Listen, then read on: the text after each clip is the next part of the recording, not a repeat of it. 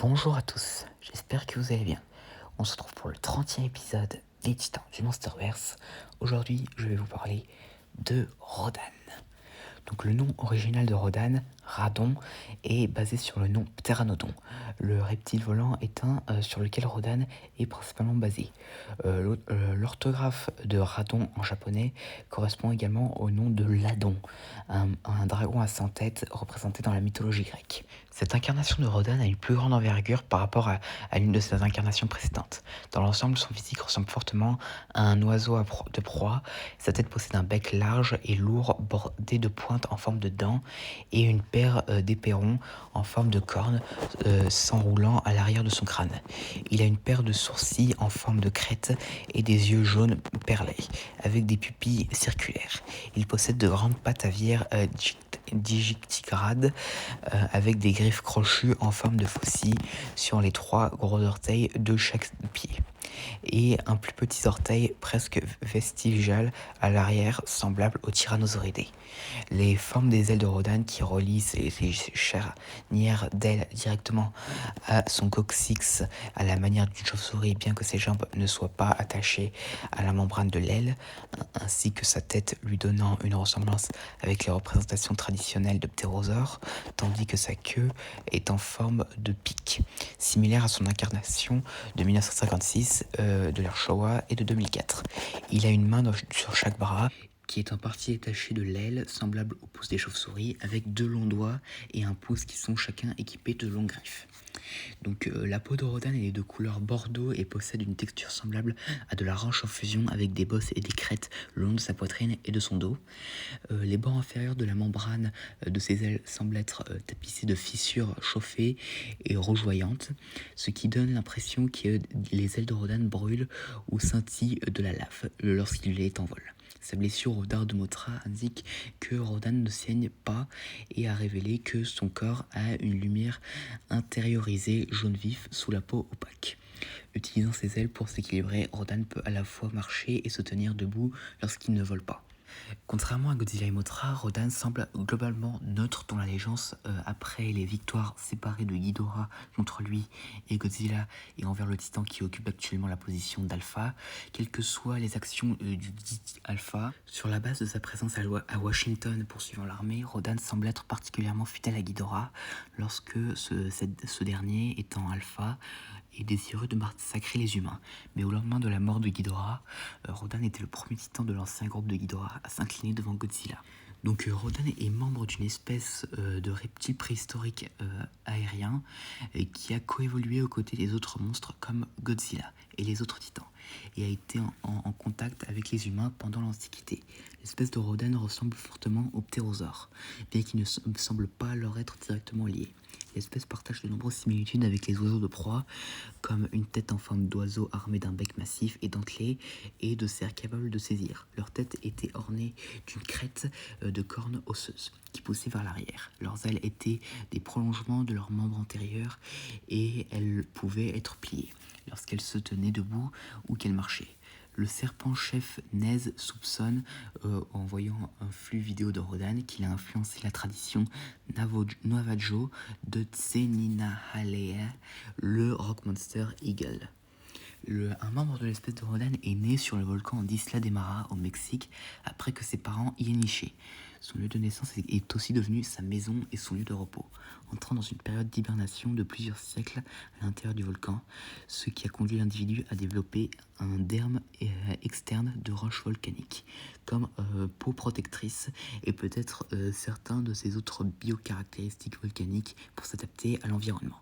Le volcan est devenu connu par les habitants comme El Nido del Demonio, à savoir le nid du démon. En 1973, Houston Brook et Stan Lee ont informé James Conrad et Mason Weaver sur plusieurs autres créatures qui régnaient autrefois sur le monde aux côtés de Kong. Cela comprenait Rodan, Godzilla, Mothra et Ghidorah, qui ont été toutes montrées aux deux via des peintures rupestres classées monarques. Sous couvert de recherche environnementale, une équipe de monarques a établi une zone de quarantaine autour du volcan où hibernait Rodan à Isla de Mara. Au cours des années suivantes, la zone qui était juste un avant-poste scientifique est devenue une installation de confinement complète autour de l'embouchure du volcan qui est alors surnommé Monarch Avant-Poste 56. En 2019, Rodan est endormi à Isla de Mara dans le volcan avant d'être réveillé par Emma Russell. Donc les avions de chasse de Monarch l'attaquent dans le but de l'attirer vers le monstre zéro. Donc Rodan donne la chasse et du coup il anéantit la ville voisine avec les ondes sonores causées par le battement de ses ailes. Et donc il détruit tout l'escadron à l'exception de l'USS Argo qui le mène au monstre zéro. Les deux titans se battent brièvement au milieu de la tempête créée par le monstre zéro, mais le dragon à 3 têtes prend facilement le dessus et Rodan tombe dans la mer. Donc Rodan s'échappe de la zone avant que le destructeur d'oxygène n'explose et s'incline plus tard devant le monstre zéro, maintenant surnommé Ghidorah par Monarch. Donc Rodan accompagne Ghidorah et ensemble les deux partirent attaquer Washington, où ils s'engagent avec Monarch dans un autre combat aérien. Mais quand Madison Russell active leur cas à Boston, attirant l'attention de Ghidorah, Rodan suit son alpha. À Boston, Rodan engage Mothra dans la bataille où elle est épinglée à un bâtiment. Alors que Rodan tente de la tuer, elle le poignarde avec son dard, le neutralisant pendant toute la bataille entre Godzilla et Ghidorah. Après que Godzilla ait tué Ghidorah, Rodan et les autres titans reconnaissent Godzilla comme leur nouvel alpha et s'inclinent tous devant lui. Des coupeurs de presse pendant le générique révèlent que Rodan s'est envolé et a fait un nid au volcan du nord des Fidji et sa présence a attiré des milliers de spectateurs, ce qui implique qu'il n'est plus une menace pour les humains. Donc plus tard, avec les autres titans, il sera envoyé en dormance par Godzilla et restera en sommeil pendant la recherche par Godzilla des restes de Ghidorah qui ont été profanés par Apex et la lutte de Godzilla contre Kong et plus tard Mechagodzilla selon les instructions de son alpha. Donc voilà, c'est tout ce que nous avons de Rodan pour l'instant, mais nous verrons s'il reviendra dans la série Hourglass ou dans Godzilla 3, voire même dans un film solo. Ce qui serait plutôt pas mal. Mais bon, maintenant passons aux capacités. Donc Rodan possède un système de combustion volcanique interne, le faisant rayonner de la chaleur dont la température peut atteindre jusqu'à 1200 degrés Celsius. En conséquence, la température corporelle externe de Rodan est dangereusement chaude lors d'un contact étroit, au point qu'il a pu l'utiliser lors de son escarmouche avec Mothra pour brûler lentement cette dernière jusqu'à la mort. Et quand Rodan a été poignardé par Mothra, une petite quantité de feu a été vue en éruption de la blessure. Les ailes de Rodan sont suffisamment puissantes pour créer un coup de tonnerre dévastateur sous son vol, suffisamment puissant pour décimer instantanément des bâtiments et projeter des véhicules, des débris et des personnes directement dans les airs avec une force semblable à celle d'une tornade. Donc Rodan est capable de nager dans le magma pour voyager s'il a besoin, car la combustion biovolcanique à l'intérieur de Rodan peut résister aux températures les plus élevées du magma. Rodan a une structure squelettique similaire à celle d'un pteranodon et est donc capable de voler rapidement sur de longues distances, avec une envergure de plus de 871 pieds. Donc il a la capacité de voler à travers les océans sans se fatiguer. Donc son bec est acéré comme un rasoir et peut être utilisé comme une arme redoutable. Ses serres acérées comme des rasoirs sont suffisantes pour déchirer et couper la plupart des matériaux. Donc il est aussi très rapide et il peut aussi faire exploser les volcans en les survolant simplement. Et son seul gros point faible, c'est plus particulièrement le dard de Mothra. Donc maintenant passons aux anecdotes. Donc c'est la première incarnation de Rodan à figurer dans un film américain et qui a une plus petite taille que ses prédécesseurs. Selon Michael Dougherty, parmi les 4 principaux titans du film, Rodan était destiné à représenter le feu. Dans un concept abandonné à l'intérieur de l'avant-poste 56, il est destiné à être un temple du démon du feu avec une architecture maya dédiée à Rodan. L'équipe de production a examiné des dizaines de types différents d'oiseaux de proie, faucons, vautours et aigles pour référencer lors de la conception de Rodan. Et d'ailleurs, il faut savoir qu'à l'origine, son design original comportait des plumes.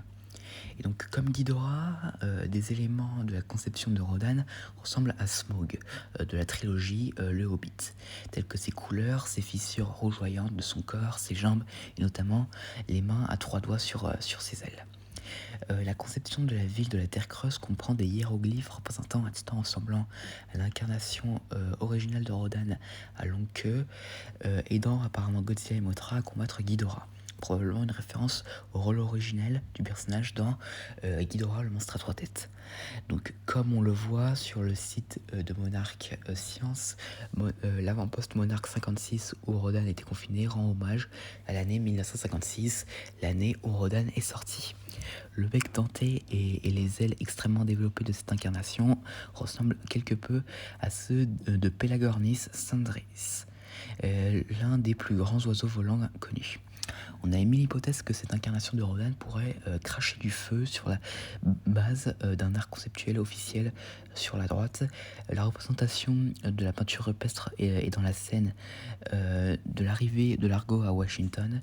Cependant, Michael Dougherty a nié l'hypothèse.